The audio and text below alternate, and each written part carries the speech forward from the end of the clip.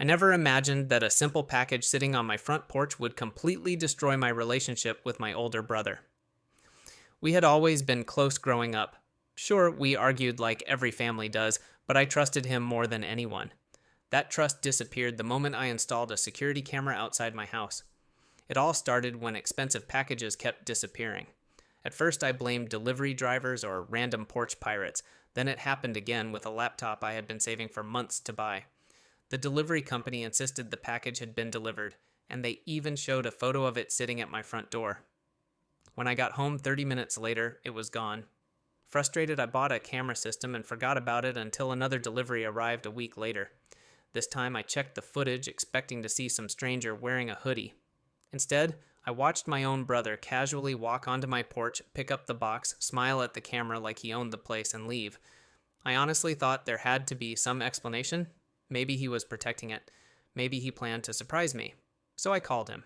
Before I could even mention the video, he laughed and asked if I had received my package. I said no. He immediately replied that porch pirates were getting out of control these days. At that moment, I realized he had no intention of telling the truth. I asked him one simple question. Why did you take it? There was complete silence before he hung up.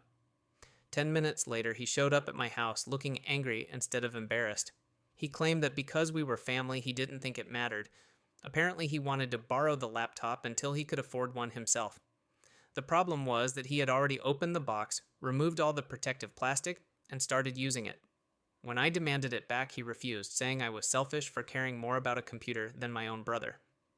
Our parents somehow took his side. They told me to let it go because families should help each other. I asked if they would pay me back for the laptop. Suddenly, nobody wanted to discuss money anymore. Instead, they kept repeating that I was ruining the family over something material. So I filed a police report. The officer watched the footage, smiled slightly, and asked if I wanted to press charges. I said yes.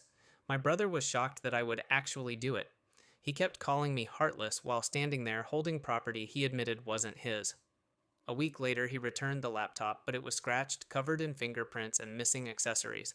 That wasn't good enough.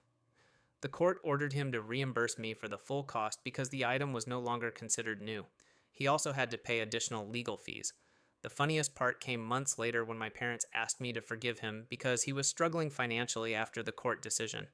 I reminded them that they had spent weeks telling me families should always help each other. I suggested they help him instead.